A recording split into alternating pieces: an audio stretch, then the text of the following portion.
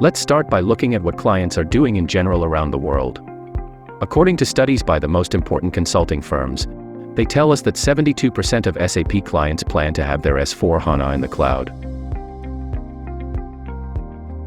In other words, all these clients will migrate to the cloud once they leave S/4HANA. Others say that by 2025, 80% of all clients plan to no longer use traditional data centers, but only clouds. And the hyperscalers, which are Amazon Web Services, Azure, and Google Cloud, are the ones that today deliver 68% of cloud services. So, clearly the movement is going that way. Even SAP has moved that way with its rise with SAP offering.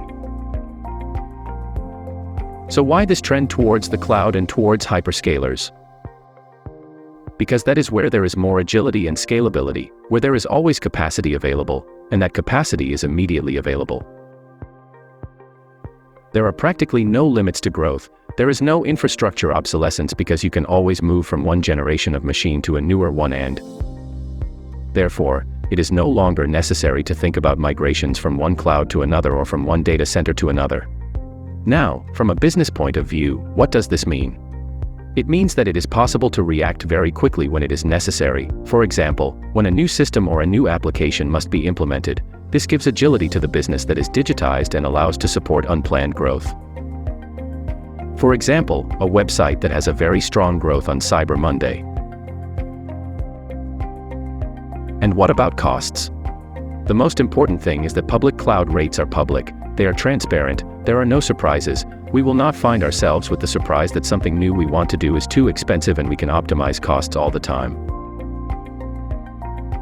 In other words, one can have a baseline of consumption that is permanently reserved and that gives us a lower rate, and variations on this baseline can be on demand, and in that case, when the variation occurs, we are paying only for what is used.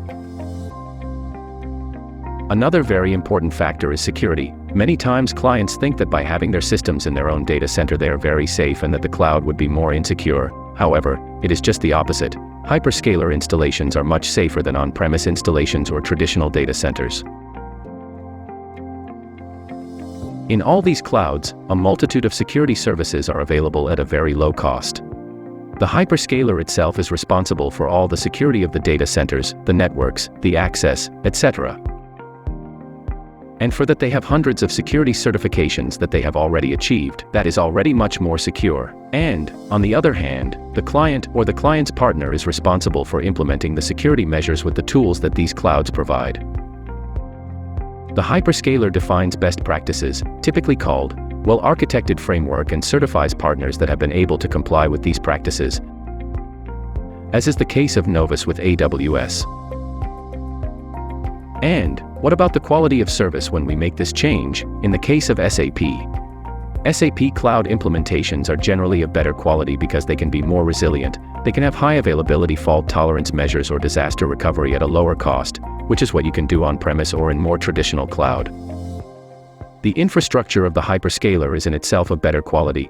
It is optimized to operate in cloud. In the case of AWS, for example, the entire structure is designed by themselves and therefore, the failure rate is very low. They provide us with availability zones, and each zone is composed of several data centers, and then there are the regions that are composed of many availability zones, 2, up to 6 zones, which is the case of the Northern Virginia region. They have their own worldwide networks, etc. This infrastructure of better quality has less probability of failure and better recovery measures. Therefore, it is very simple and cheaper to implement solutions with high availability or disaster recovery between regions, between continents, etc., which in the traditional case is much more difficult.